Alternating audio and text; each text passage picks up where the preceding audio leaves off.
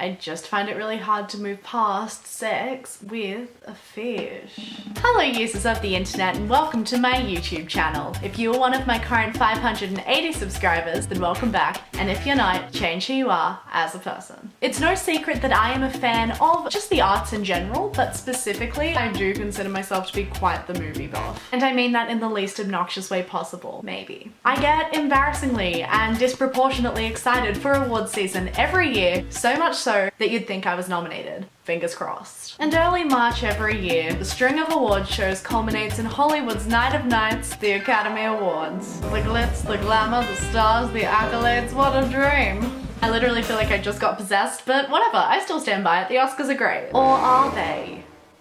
The past couple of years have most certainly tested the patience of all Academy Awards lovers. There was the 2016 Oscars when everyone nominated was white. There was the 2017 Best Picture disaster that I still rant about bi-weekly. And now, there's 2018. The outcome wasn't as bad as other years, but I have to say, when I heard that Shape of Water won Best Picture, I had some feelings, to put it lightly. The Oscar goes to Shape of Water. My problem with the Academy this time around can be summed up with 4 words: sex with a fish. Look, I actually quite liked The Shape of Water. I would rate it a solid 7.5/8 out of 10. I think that the performances were really good, specifically Sally Hawkins and Richard Jenkins. I really liked the aesthetic and the vibe and the direction. The soundtrack was good. Everything on a superficial level in particular was really great. I walked out and was like, wow, an enjoyable movie. However, it definitely had its flaws, which I will kindly point out for you now. First of all, in my opinion, it had no real or important take-home message, which I think is needed in the world right now in a Best Picture Oscar winner. When it comes to this, other people have had drastically different opinions, and that's fine. It's their entitlement to be wrong. But personally, I don't understand how a film about a mute woman engaging in a romantic relationship with a fish is in any way critiquing society. In fact, if it does anything, I would say it unintentionally supports outdated ideologies by being too provocative. Allow me to explain. A lot of dumb and uninformed people who oppose gay marriage are always like, a man and a man getting married? What's next, animals? Which is obviously disgusting and wrong because it's equating a loving relationship between 2 consenting adults with a weird bestiality kink. Well, in this film, that weird bestiality kink is realized, which I think will just make conservative people even more close-minded than they already are. Another thing I found unsettling were the number of cliched and stereotypical side characters. For starters, Colonel Richard Strickland, the film's villain, has absolutely no redeeming qualities and no humanity whatsoever. He is literally just a one-note, stereotypical, patriarchal anti-communist in the Cold War from beginning to end, which is the least interesting choice. However, what I find to be most problematic is the fact that Octavia Spencer is relegated to being the sassy black friend stereotype.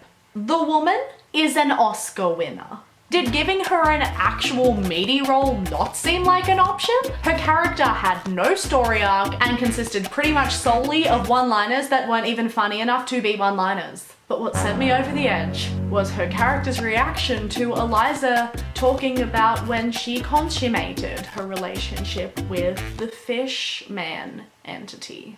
I know if my friend dropped that particular bombshell, my reaction would be to urge them to seek psychiatric help as soon as possible before cutting them out of my life completely. But no, Octavia Spencer's character was just like, oh my god, how? No!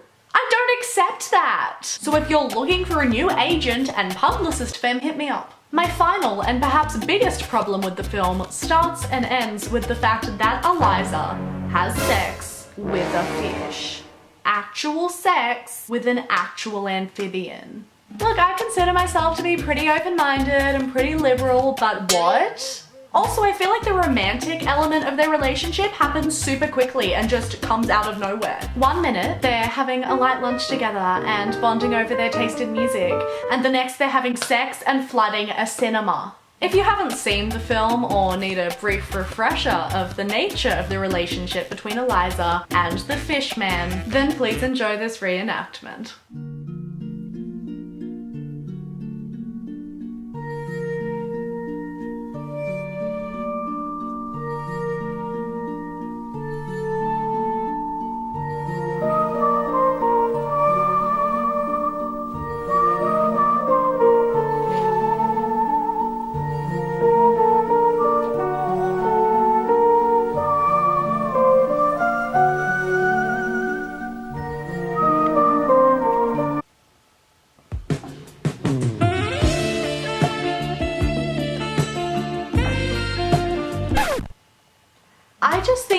have been a lot better if they had just had a super strong connection and bonded over the fact that they were both misunderstood, as opposed to Eliza being sexually frustrated and choosing to sleep with a literal fish. But still, overall, a good film.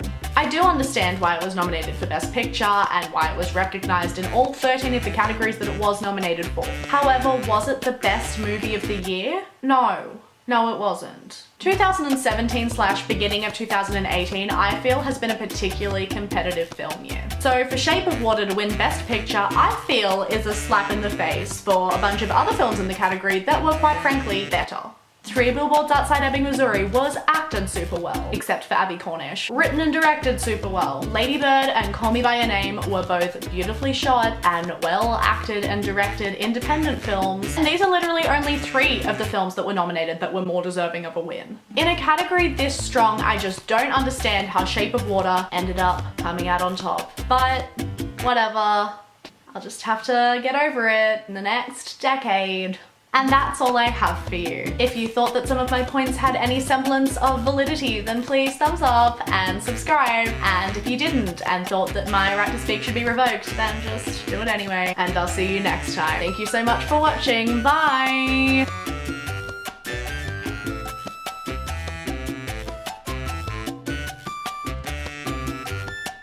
The past couple of years...